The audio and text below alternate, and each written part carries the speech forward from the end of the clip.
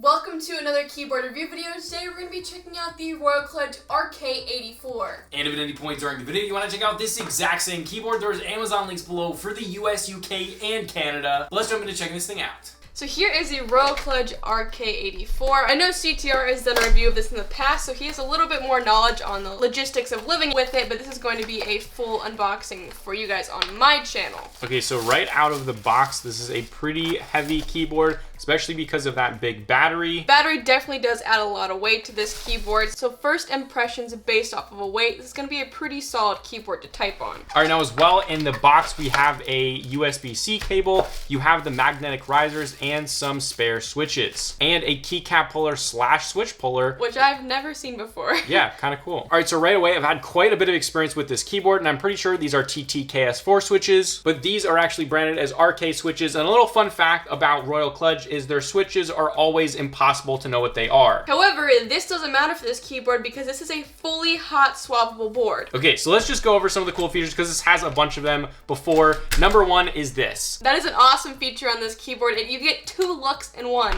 with the RK84. And basically, this board is purpose-built for people that want to customize it. So you have this, so you can make your keyboard look like this with kind of a sit-on-top switches. Or you can paint this and create a totally different look with getting extra keycaps and even painting this orange, black, whatever you guys want. And it makes it really easy to paint this because all you have to do is literally take it off and then put it back on after it's done painted. Now, let's go over some of the other cool features. A really big thing is the USB-C. So when this is plugged in via USB-C, you have two powered USB type A's, which you can plug your headset into, your mouse. You can charge your phone with it, pretty much anything you guys want to use for those USBs. Now, as amazing as this keyboard is, the biggest con of it is these little magnetic risers. You're probably gonna end up losing them. They do stick on, but they do wobble quite a bit, as you guys can see when it's on the keyboard. So when you have it on the desk, there's gonna be a little bit of shift to it, which is pretty annoying. They should have just done regular flip-up risers if they were gonna have them at all. Now beyond that, this is the second RK84, and actually the first time I got it, the magnets were actually falling out of these little clips. So yeah, this is definitely my least favorite part about this board. But it works perfectly fine without the risers, and I actually prefer it without them anyway.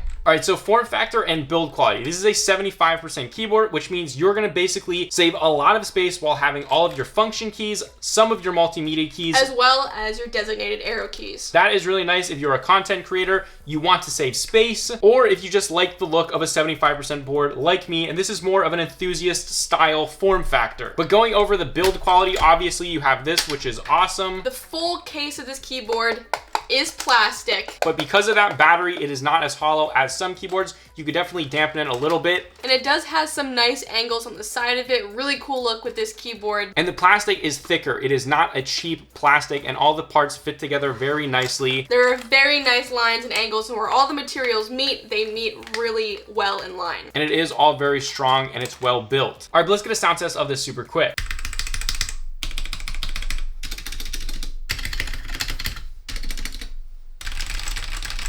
Now this does have red switches on it, but you can choose from red, brown, or blue switches, and you can even get this in a totally black color, which is fairly new. So as you guys can hear from the sound test, stabilizers are pretty good, but the main thing that makes them sound a little bit worse is these keycaps. So obviously these are just stock keycaps. Get yourself some PBT keycaps. I will recommend the YMDK keycaps. They do have keycaps for a 75% board. We'll have those linked below as well. But the biggest thing with this keyboard is that it is fully hot swappable with 3 and 5 pin switches. So as you can see right there, that is a fully hot swappable PCB that is very, very cool. That means you can put any switch that you want, basically any switch you want, in this keyboard and get rid of these switches. Not that these are terrible, but you're definitely gonna want some really nice keycaps. That's the point of this keyboard. You can put some kale box switches in here, tangerines, holy pandas, anything you guys really want. It's pretty much ultra customizable in terms of switches.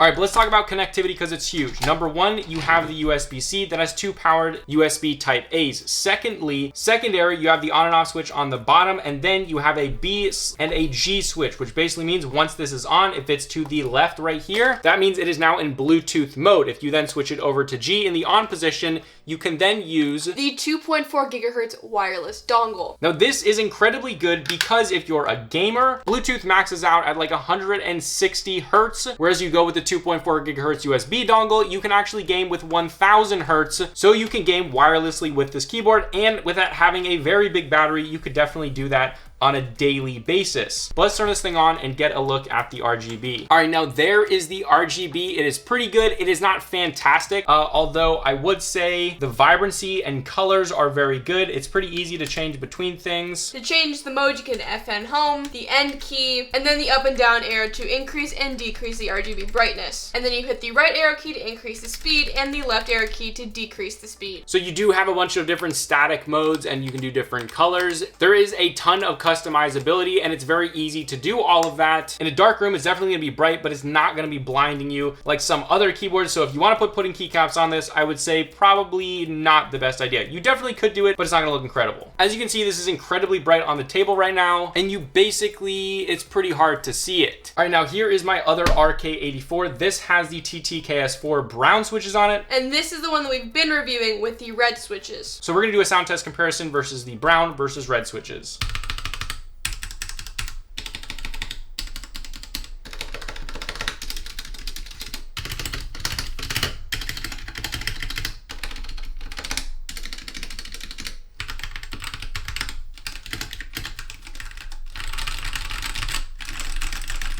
But overall, this is a feature-packed 75% keyboard that is great for budding enthusiasts or someone that really wants to easily be able to modify their keyboard. And again, if you want to check out the RK84, there's Amazon links below for the US, UK, and Canada. But we really hope this video helped you guys out. If it did, it'd be awesome if you could hit that like button or that subscribe button. But I was your review guide. And I was Consumer Tech Review. If you guys enjoyed us together, we might do this more in the future. I just decided I wanted to do it with her today because I thought it'd be fun. So definitely comment below if you want to see us in our little tag team tech reviews.